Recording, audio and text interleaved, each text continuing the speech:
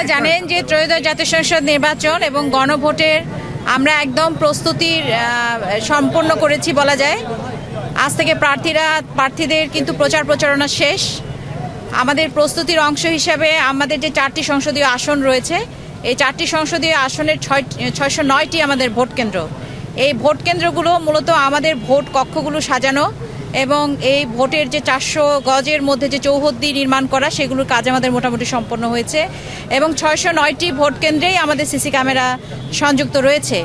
এছাড়াও আমাদের যাতে আইন শৃঙ্খলা পরিস্থিতি সমন্বিত থাকে, সেক্ষেত্রে কিন্তু আমাদের সকল বাহিনী তাদের যে টহল টিম তারা এখনও, এবং আমাদের এক্সিকিউটিভ ম্যাজিস্ট্রেট তার বিভিন্ন ভোটার যে বিভিন্ন কেন্দ্রগুলো রয়েছে, সেই ভোট কেন্দ্র ভিত্তিক টহলগুলো কিন্তু অব্যাহত রয়েছে। এবং সে সাথে যানবাহনের বিষয়ে কিছু নিষেধাজ্ঞা আছে।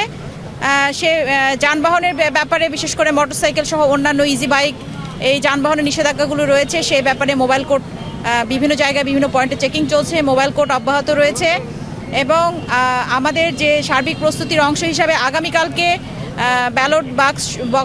ব্যালট পেপার, ব্যালট বাক্স সহ অন্যান্য যে নির্বাচন সামগ্রী, সেটিও অত্যন্ত নিরাপদের সাথে যাতে ভোট কেন্দ্রে পৌঁছতে পারে এবং সেখানে নিরাপদে থাকতে পারে, সেই ব্যবস্থাগুলো আমরা সম্পন্ন করেছি।